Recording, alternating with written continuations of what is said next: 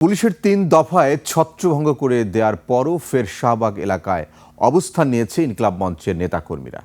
হাদি হত্যার তদন্তের জন্য ৮ ফেব্রুয়ারির মধ্যে জাতিসংঘের কাছে অন্তর্বর্তী সরকারকে চিঠি দেওয়ার দাবি জানাচ্ছে তারা। এর আগে শরীফ ওসমান হাদির হত্যার বিচারের দাবিতে অবস্থান কর্মসূচির সময় পুলিশের সঙ্গে কয়েক দফা সংঘর্ষের ঘটনা ঘটে। মাইনুদ্দিন রিপনের রিপোর্ট।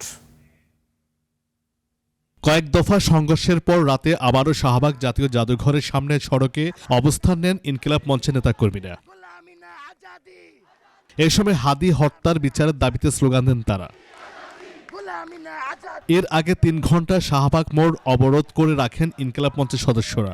পরে রাত ৮টার দিকে পুলিশের অভিযান ও কাঁদানে গ্যাস নিক্ষেপের কারণে ছত্রভঙ্গ হয়ে যায় সংগঠনটির সদস্যরা। রাতে দ্বিতীয় দফায় সড়কে নামার চেষ্টা করলে আবারও চড়াও হয় পুলিশ। এ সময় ঘটে ধাওয়া পাল্টা ধাওয়ার ঘটনা। এতে কয়েকজন আহতর ঘটনা ঘটে। আহত টোটালটা বলতে পারো না, অনেকে আহত হয়েছে।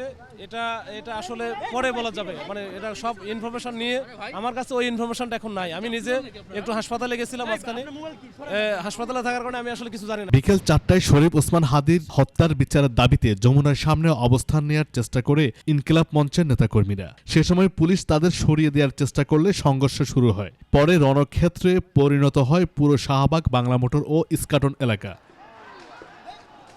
পরে কয়েকজন আহতের দাবি করেন সংগঠনটির সদস্য সচিব। বলেন, হাদি হত্যার নিরপেক্ষ তদন্ত ও বিচার চান তারা। ১২ তারিখে জাতীয় নির্বাচন হওয়ার জন্য দাবি জানিয়েছে Inqilab Mancha. S M Mainuddin Ripon, ২১ television, Dhaka.